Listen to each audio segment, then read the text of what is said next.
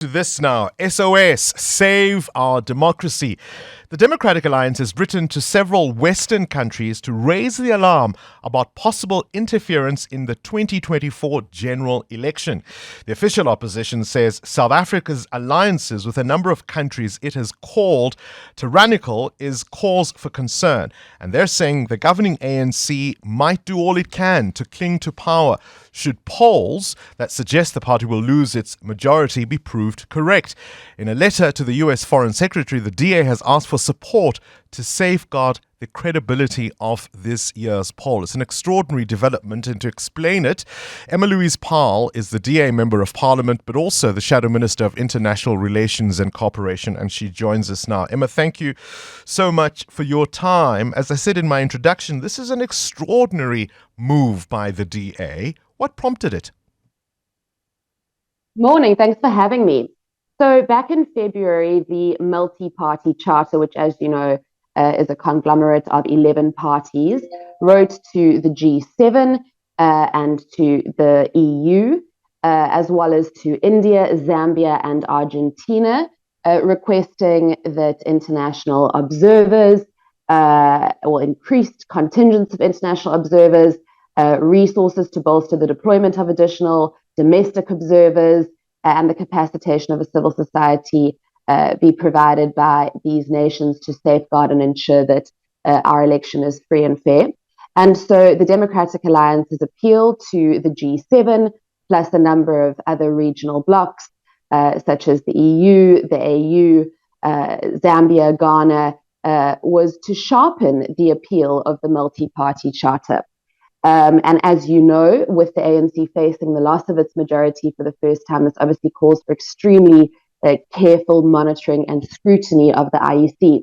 And so this was essentially the foundation of our request. We asked for four things.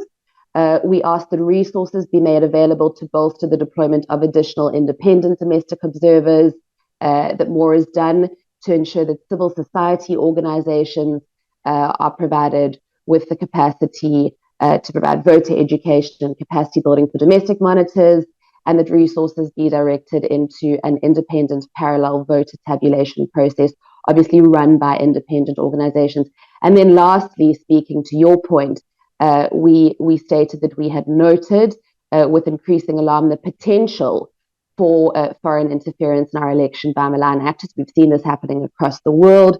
And so we asked for technological resources designed to mitigate against these risks to be made available to opposition and independent watchdogs. Let's take some of the points that you raise in your letter in isolation. Firstly, you talk in your letter about alliances or friendships that worry you. Which one is of particular concern? Well, we're deeply concerned about the ANC's ongoing dalliance with the Kremlin. And this has played out over a number of months. You'll recall starting last year on the anniversary of Russia's illegal invasion of Ukraine, our military hosting drills. Then there were various allegations that abounded. We know that in the moment that the opposition leader in Russia was killed in an Arctic penal colony, the Secretary General of the ANC, Fikile Mbalula, and Lindiwe Zulu were currently in Russia at that time, in Moscow, when Alexei Navalny's death was announced.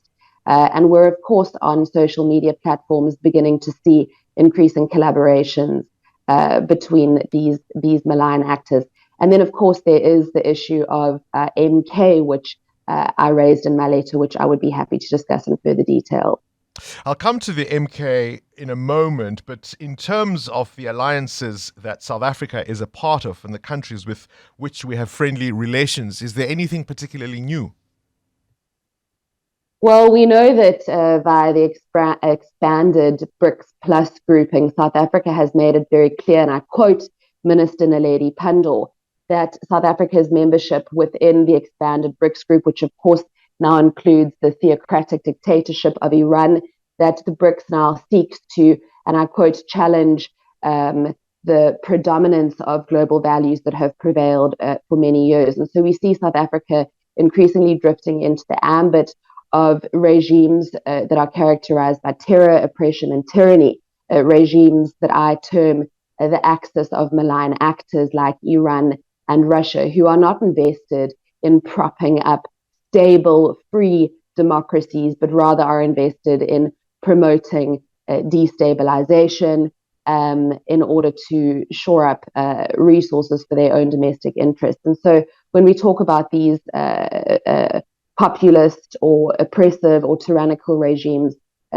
we're speaking about South Africa's drift into that ambit and any potential cooperation that any parties on the South African landscape may be receiving from nations, of course, ahead of our most important election since 1994. And we would like to obviously ensure that we safeguard interference in that regard. You say that your contention is that the ruling elite is growing more desperate to retain electoral support.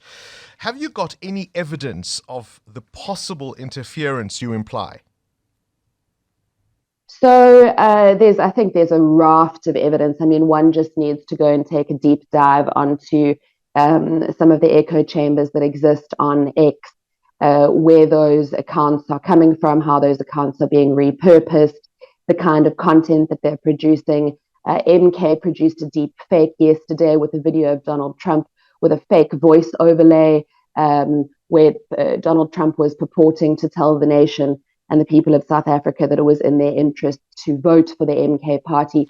It's this sort of technological deep fake use of AI But if I may come in there, Emma, that's a very different thing from how elections are run by the IEC in terms of what happens officially. Our elections aren't decided by what people tweet on X. Well, we've seen across much of the Sahel region, we've had 8 coups d'etats in West Africa. No, I'm asking you specifically, how these, you've made a contention, hold on if I may come in there, you've made a contention that our ruling elite grows more desperate to retain electoral support. And I'm saying to you, if you are trying to cast a poll on this poll before a single vote has happened, you need to provide evidence of how that might happen here in terms of how elections are run officially. Okay, so your question to me that I was answering was about whether or not I have got evidence of parties aligning with these actors. That question has now shifted to whether or not there is any evidence that the election may not you be answered that one before and I moved on. You answered that one before and I moved on and I quoted from your statement and I said, what evidence do you have that could occur in South Africa? You made a reference to Twitter.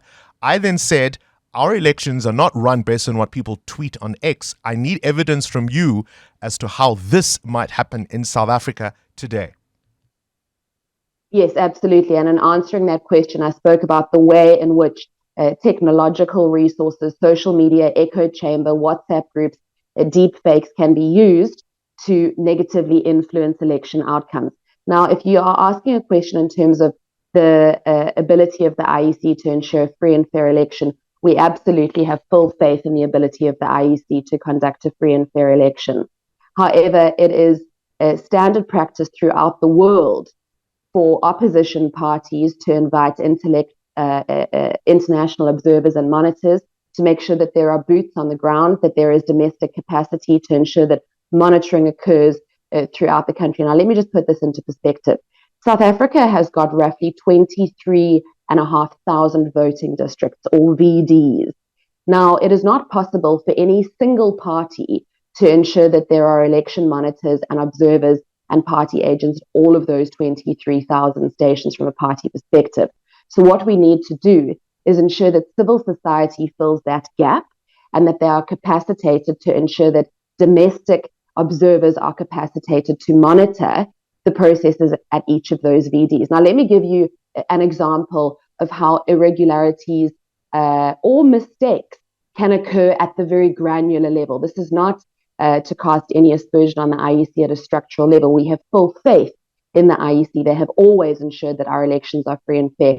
But at the granular level, we have seen anomalies. Now, let's take the 2021 election. I had a VD, which is a voting station in my constituency, where when the result slip was provided to me by my party agent that had been signed off by the presiding officer, there was an obscure party that I had never heard of, I had never seen. Emma, It I'm going to interrupt you runs. for the purposes of time. I mean, of course, anomalies happen in any election, but those are by and far the exception. This is why we say elections are generally free and fair. After 30 years, I would say South Africa has some of the best practices on this. This is one of those things we actually do well. And if you want to talk about voter suppression and disinformation, I mean, the US, in many respects, you could argue, wrote the book on that. No election is ever perfect. But you are, in fact, I would put it to you, casting a pall on this election, and in particular, the IEC's ability to run it. Absolutely not. I mean, you are free to make any intellectual reservations that you wish, but my request is clear. The DA's request is clear. The multi-party charter's request is clear, that it is in everybody's interest, all political actors, all political parties' interests, that we have all eyes on this election from the international community, that resources are channeled into bolstering the deployment of additional independent domestic observers, and that civil society is capacitated. This is not in any individual party's interest, that is in all of our interests as a democracy. It does not harm anybody. And in fact, it shores up support in the outcome that is announced by the IEC, given that this is the most crucial election since 1994. We as a nation have got everything to play for and everything to lose. And so our request to the international community is in our democracy's interest. It is not in our interest as an individual organization. And it certainly does not cast a pall on the IEC's ability to run the election. This is standard process in democracies the world over, that requests such as ours are made to the international community. And I might just add that our request has not just been made to the USA, it has been made to nations across both the global north and the global south. It has been that the letter Anthony Blinken is what is circulating on Twitter, but I would be happy to circulate our letters, for example, to Zambia or to the AU as well. Emma Louise Powell is the DA MP and Shadow Minister of International Relations and Cooperation. I don't know if you heard any evidence that might suggest that this kind of action is in fact necessary at a time like this. Your responses? Current events, developing stories, tough questions. Your voice making a difference. This is Breakfast with Bongani Bingwa.